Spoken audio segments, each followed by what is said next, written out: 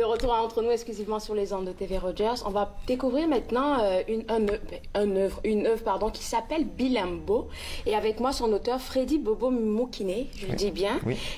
Toi, t'es originaire du Congo. Je suis originaire de la République démocratique du Congo. D'accord. Et puis c'est ta première œuvre dans le fond. Exactement.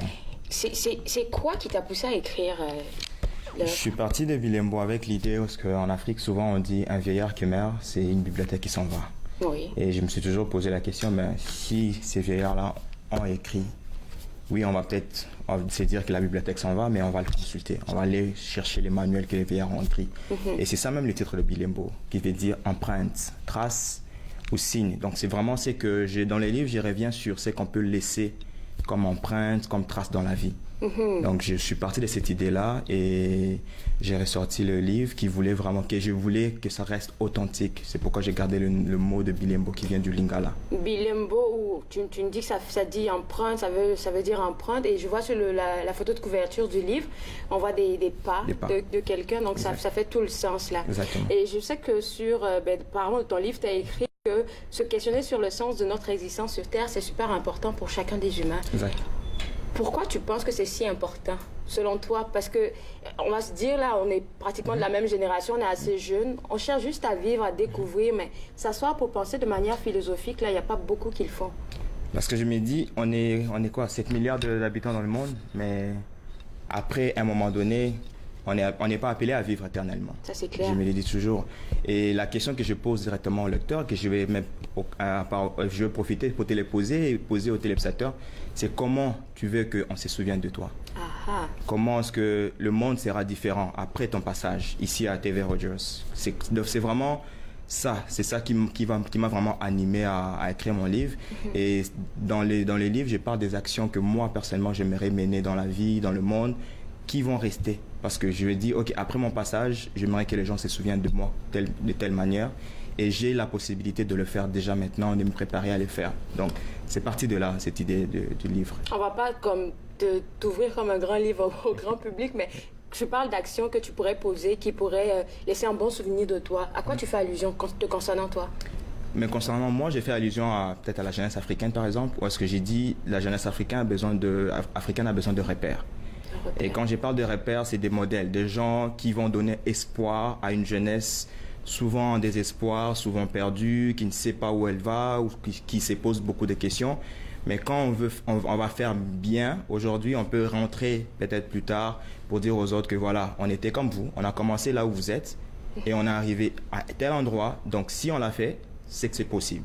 Donc c'est vraiment donner un message d'espoir, c'est vraiment ça l'idée générale de ce que je recherche dans mon but dans la vie, c'est donner un message d'espoir à ceux qui viennent après moi. Dans le livre, j'ai dit c'est un message pour la prochaine génération. Donc je parle pas seulement de moi, de ma génération, mais de ceux qui viennent après nous. Qu'est-ce qu'ils vont trouver sur notre chemin? Je pense que tes voyages, parce que tu as beaucoup voyagé, oui. Je pense que tu as été en Inde, oui. Tu es arrivé ici au Canada, tu as été au Congo, bon ça fait déjà 3 pays que tu connais, là, pour ton âge. Je me dis que le changement de culture, la découverte d'un autre environnement, ça peut te permettre de remettre en question. Je suppose que c'est pour ça que tu... Ça remet en question à un même moment, je me dis aussi que ça peut te changer. Parce que je l'ai dit même à mes proches, à mon entourage, que je suis originaire du Congo, mais culturellement, je suis plus congolais à 100%. Donc, je suis allé épouser d'autres cultures. Et dans les livres, j'en parle. Donc, la dualité des cultures. Je suis allé épouser une culture canadienne. J'ai épousé temporairement une culture indienne. Mais j'ai aussi ma culture congolaise. Et dans le mélange de tout, c'est aussi important de garder son identité. Parce qu'on veut pas non plus, oui, on va épouser d'autres cultures, mais on va oublier qui on est. C'est très important de savoir, ok, je viens d'ici. C'est mon identité. C'est ma manière d'être, donc je dois garder ça de ma base. Et voilà, je vais continuer à épouser d'autres cultures, dépendamment de ce qui est bien ou mauvais. Et c'est ça, mes voyages m'ont vraiment beaucoup changé. Et si je parle aujourd'hui même de Bilembo, j'ai voulu garder mon identité, mais j'ai voulu aussi montrer que je suis maintenant ouvert au monde. Je comprends les réalités que les jeunes vivent partout au monde, pas seulement en Afrique. Puis là, je te demandais un peu, on discutait un peu des différents thèmes que tu évoquais. On va laisser celui de l'immigration pour plus tard, mais puisque tu as évoqué le fait des dualités de culture, j'aimerais qu'on revienne dessus. Tu me dis que tu gardes un bout de qu'est-ce que tu as vécu en Inde, tu as épousé carrément la culture canadienne, mais tu restes ancré dans la culture congolaise. Comment toi, tu arrives à jumeler avec tout ça, te jumeler avec tout ça? Parce que c'est tout ça qui te font. Exactement. Toutes ces expériences-là qui te font. Exactement. Ben, comment j'arrive, ça serait difficile de répondre, mais dans le livre, je pose une question. J'ai dit entre la femme que j'aime et la femme qui m'aime. Ok. Qu'est-ce que je choisis? Là, on parle de culture. Okay. Donc, entre la femme que j'aime et la femme qui m'aime, qu'est-ce que je choisis? Donc, c'est des questions que je me pose moi-même. J'ai pas de réponse directe. Même dans le livre, je laisse vraiment la question ouverte à chaque personne de se poser. Parce que le lecteur va se dire, bon, moi, par exemple, j'ai épousé le Canada totalement. J'oublie l'Afrique. Quelqu'un d'autre va dire, mais moi, j'ai épousé l'Afrique totalement. Et je suis venu au Canada pour apprendre, pour étudier. Et voilà, je vais rentrer parce que l'Afrique, c'est ça. Donc, mais chaque lecteur a sa propre réponse. Moi, j'ai ma réponse. Dans les livres, je l'ai dit. Et j'inviterai le lecteur peut-être à aller lire les livres pour savoir exactement où est-ce que je me situe exactement dans cette dualité, dans ces mariages comme j'ai défini très clairement dans le livre. Je trouve que excuse-moi de te le dire, mais je trouve que c'est assez audacieux pour quelqu'un de ton âge, comme jeune, comme je dis, on est un peu de la même tranche d'âge, de se mettre à écrire sur des faits. C'est vrai qu'on a notre voix, on a quelque chose à dire, mais souvent, là, disons-le, on n'est pas vraiment écouté, surtout en Afrique. Tu parlais de porter ton expérience, par exemple, à ceux qui sont restés dans ton pays. Souvent, c'est difficile parce qu'ils vont se dire, OK, toi, tu as eu la chance de. Exactement. Donc, tu ne peux pas venir me dire, qu'est-ce que tu ne comprends pas? Mais c'est important de signifier que ce que tu vis, en fait, je l'ai vraiment vécu, je ne l'ai pas juste effleuré. Dans le livre, je reviens dessus parce que j'ai dit, beaucoup pensent, surtout en Afrique, que la réussite, faut que ça vienne de l'étranger, il faut sortir. Mais je dis dans les livres, c'est pas nécessairement vrai. Parce que tu peux réussir là où tu es. Tu peux faire un grand changement, un impact là où tu es. Mandela a eu un impact en Afrique, c'est pas parce qu'il a vécu ou il a étudié au Canada ou aux États-Unis. Donc on prend des exemples, Lumumba, il a un impact, Sankara et tout, et les autres. Donc on peut faire un changement là où on se situe, mais il faut savoir comment canaliser nos ambitions. C'est juste d'être audacieux et puis savoir comment canaliser ça. Bilimbo, une très belle œuvre. Je pense qu'on a juste effleuré ta personnalité. Qu'est-ce qui t'a poussé à écrire? Je pense qu'on va aller plus en profondeur après la pause. Tu restes avec moi? Alors je vous invite vous aussi à rester avec moi parce qu'après la pause, on découvre de fond en comble Bilimbo. Vous regardez Entre nous, exclusivement sur les ondes de TV Rogers.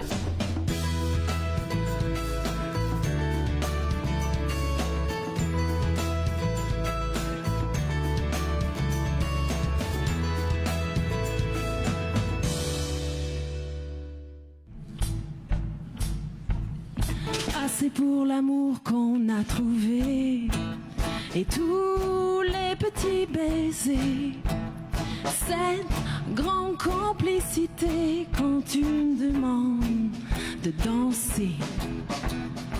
C'est pour l'énergie que tu me donnes et tous les beaux moments qu'on façonne. Je les laisse m'emporter, me guider vers toi sans hésiter. Et c'est pour imaginer ma vie à tes côtés, chasser l'ennui, les désirs inassouvis, laisser l'amour nous envahir. Paparapapam, paparapam, parapapam. J'y pour jouir de ta présence, franchir les kilomètres de l'absence et vivre chaque lever du soleil comme une magie qui émerveille. Et N, c'est pour apprendre à naviguer tout ce qu'on peut se dire pour s'offenser, mais on trouvera bien la patience quand on y croit. Cette romance.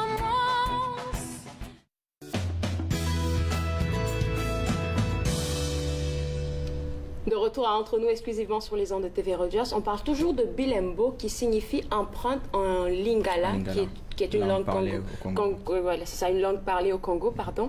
Puis là, tu nous parles de dualité de culture, tu nous parles d'immigration, tu nous parles d'exil social. On a essayé un peu de voir ta vision dans le premier bloc. Et quand tu parles de dualité de culture, tu as un aspect dans ton livre, on va dire un passage où tu le définis comme une polygamie culturelle. Oui. Tu me disais que ça avait un peu interpellé ton public. Oui, à Moncton, il y a eu beaucoup de gens qui sont revenus sur le mot polygamie. Et c'était bien choisi. C'était vraiment l'idée qui est partie de ces chapitres-là parce que je voulais vraiment accrocher du monde. Comme je disais tantôt, entre la femme que j'aime et la femme qui m'aime, qu'est-ce que je choisis? Et dans le livre, l'illustration qui va avec le chapitre montre des cases. Donc ça montre vraiment le côté authentique en Afrique. Polygamie qui est une réalité, malheureusement encore en Afrique, qui sévit aujourd'hui. Et je voulais vraiment que je reste authentique avec le mot, mais développer mon idée de la dualité. Donc je voulais vraiment garder les deux côtés. Parce qu'on va parler de dualité, si je mettais dualité culturelle, oui, ça allait sonner différemment, mais polygamie, ça l'a accroché. La personne va dire, polygamie, culturelle. Et là, on commence un débat et puis chacun va poser ses propres questions et aura ses propres réponses. C'était vraiment choisi pour ça. Et puis on a parlé un peu de ton approche par rapport à ça. Puis là, on va rentrer dans le thème, je pense que le thème phare qui t'a vraiment poussé en gros à pouvoir écrire Bilembo, c'est l'immigration. Parce que tu es immigré là dans quoi, 2 pays différents là, dans le fond. Tu as un peu voyagé. Alors pour toi, en 2019, c'est quoi pour toi l'immigration? Comment tu perçois l'immigration? Je dirais il y a toute la question de l'acceptation de l'autre. Parce que dans les livres, je les montre. Moi, j'ai dit toujours, si on veut savoir où on va, c'est mieux de savoir d'où l'on vient. Et l'immigration, les gens l'oublient souvent parce que oui, aujourd'hui, les gens viennent de l'étranger et tout, mais d'un côté, chaque humain, à quelque part, il vient de quelque part. Puis on est tous immigrants sur la Terre. Exactement. Donc, les arrière-grands-parents de chaque personne sur Terre venaient de quelque part. Donc ça a commencé à un moment et puis là, oui, il y a d'autres générations qui sont nées une place et la vie continue. Donc dans le livre, je reviens vraiment sur le parcours de ces jeunes immigrants qui a quitté le Congo, va en Inde à 17 ans, découvre un nouveau pays, découvre la survie, la persévérance. Et en Inde, avant de venir au Canada, j'ai essuyé 2 refus pour venir au Canada. Et c'était avec la persévérance, j'ai eu l'argent pour acheter mon billet retour à Kinshasa. Je prends cet argent, je l'utilise pour la 3e demande. Et c'était grâce à ces risques que j'avais pris pour prendre mon visa pour mon laisser passer pour le Canada. J'arrive au Canada, terre d'opportunité, magnifique pays. Et voilà, j'épouse la culture canadienne, j'ai évolué dans la société. Aujourd'hui, je travaille au Parlement et en même temps, je poursuis ma maîtrise en administration internationale. Et là, je me définis aussi comme Canadien. Culturellement, socialement, je me définis comme Canadien. Donc, je voulais vraiment présenter au monde le côté immigration que beaucoup ignorent. Parce qu'ils se disent toujours, ouais, les gens viennent à l'étranger, mais on oublie souvent que ces gens-là, ils ont un parcours très difficile. Ils ont besoin d'être acceptés, ils ont besoin aussi d'un accompagnement dans la société et ils veulent aussi que les autres s'identifient à eux. Et l'immigration, c'est pas seulement quitter un pays pour venir Afrique ici. Pour venir au Canada, mais l'immigration, ça peut être aussi à l'interne. Quelqu'un qui va quitter Chipagan au Nouveau-Brunswick va venir à Ottawa, il sera différent. Les gens à Ottawa seront différents avec lui, peut-être par rapport à son coin, à son origine, mais il a aussi besoin d'être accepté. Il a aussi besoin d'être entendu, d'être compris. Donc je voulais vraiment revenir sur ces sujets qui accrochent souvent des discussions, mais je voulais présenter d'une autre manière, d'un autre œil. Et puis qu'est-ce qu'on devrait retenir de cette autre manière? Parce que tu as ouvert plusieurs portes là. Qu'est-ce qu'on pourrait retenir de toi, ta vision pour l'immigration? Ce serait simplement de laisser les autres arriver et puis juste de les accepter sans juger? Non, c'est pas vraiment ça, parce que dans les livres, je présente aussi l'immigration avec une personne qui est en manque de main et qui manque un pied. Et je l'ai dit dans le livre que... Tu utilises beaucoup de figures? Oui, il y a beaucoup de métaphores. Les illustrations sont très, très parlantes. Et là, ça pousse déjà à la réflexion avant même de lire le texte. Et avec cette image-là, j'y reviens, j'ai dit, comme personne, comme immigrant, ça peut être à l'étranger, à l'interne, on a toujours une partie de nous qu'on laisse et une partie de nous qu'on va rechercher. Et ça peut être une main qui manque, mais on a laissé là où on a grandi, là d'où on vient. Mais on va peut-être à la recherche de quelque chose qui nous manque.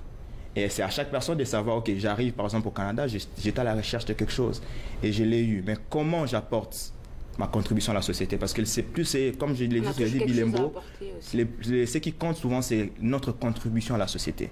Tant que l'individu contribue à une société positivement, ben, si c'est vraiment ce qu'il a eu à faire ou comme il a besoin de faire, donc c'est positif pour la société.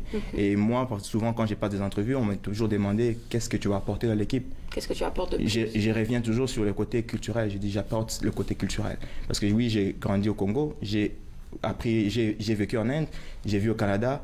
Culturellement, je suis riche. Et quand je suis quelque part, je peux vous apporter aussi ces côtés culturels que beaucoup ont de besoin. Donc, c'est vraiment, il faut vraiment voir comment c'est l'apport, la contribution de chaque personne dans la société. Et de là, on peut parler. Peu importe d'où elle vient. OK. Puis là, ton livre, Bilembo, il a été lancé dernièrement. Oui. Et il a été lancé spécifiquement, je pense, à Moncton. À Moncton, à l'université de Moncton. Tu l'as choisi Moncton tout simplement parce que je pense que tu as évolué aussi là-bas à l'université. Oui. Tu as laissé tes empreintes, tu as laissé Bilembo là-bas. Exactement. Okay. J'ai choisi Moncton, c'était stratégique parce que je voulais revenir sur mes pas. C'est ça. Je voulais m'assurer que, oui, le sujet qui est traité dans les livres, c'est vraiment quelque chose de vrai, réel, qui se passe dans ma vraie vie. Donc, je voulais revenir sur Moncton pour voir exactement qu'est-ce qu'il y a eu. On voit quelques images là, et puis je pense que tu es même allé le montrer aux autorités. Oui, je suis arrivé à Moncton. Moncton, c'est, on dit, le Grand Moncton, c'est 3 villes différentes. Donc, il y a Dieppe, j'ai vu le maire de Dieppe, j'ai vu la mairesse de Moncton. Malheureusement, je n'ai pas pu voir la mairesse de Riverview, mais j'ai quand même vu les grandes personnalités de la ville. J'ai aussi vu M. David Michaud, qui s'est défini comme un champion de la diversité. Okay. C'est un directeur de la banque et dans sa banque, dans sa succursale, il y a au moins 8 langues parlées. Wow. C'est une richesse pour la région, pour la communauté. Et ça allait avec l'idée, la philosophie de Bilembo.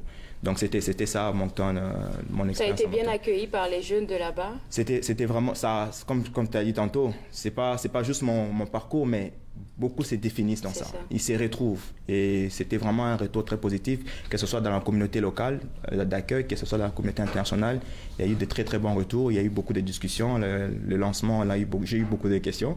Je me suis pas mal débrouillé, mais c'est ça. Donc le lancement, le livre a été lancé et je profite pour l'occasion pour annoncer que le livre est maintenant disponible sur Amazon, en Afrique, en Europe et en Asie. Okay. Et là, on est en train de voir avec mon équipe et l'équipe et la maison d'édition bien sûr, comment amener l'œuvre à Mama Africa pour donner aussi la chance à nos compatriotes et frères de lire l'œuvre.